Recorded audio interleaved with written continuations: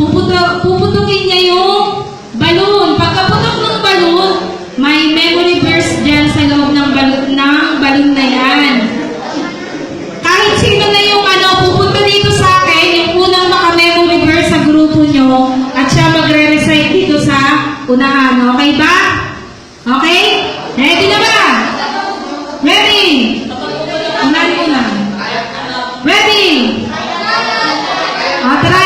Trials. Ready? 1, 2, 3, go! Go! Cheer nyo naman yung grupo nyo. Cheer nyo. Hindi sila gaganaan. Okay. Ikot. Kaya niya yan. Okay. Trials. Balik. Ito, game na talaga to ha. Game na. May pampalit tayo.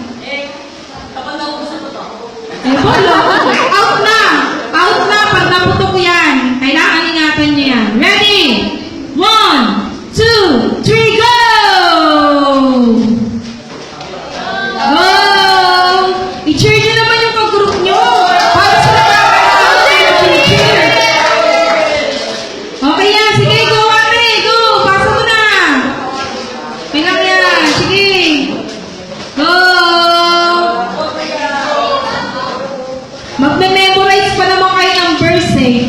Kahit mauna yung kabila at hindi kagad sila makamemorize, may habol pa rin kahit mahuli. Go lang! Go! Asan yung pang sab?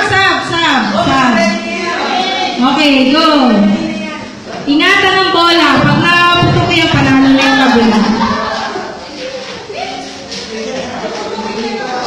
Puputukin mo na, last. Kunin mo yung memory verse.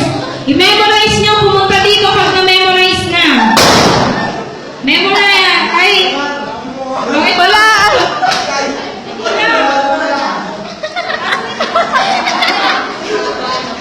Parang pumunta yata sa bulsa mo, Jaman eh. Ayun o, tumansik. Yun na, okay na. Kung sino unang makamemorize, pumunta dito sa akin. Grace, si Grace, ha?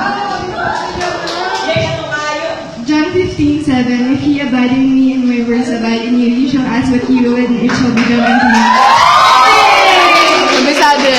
Oh, sorry.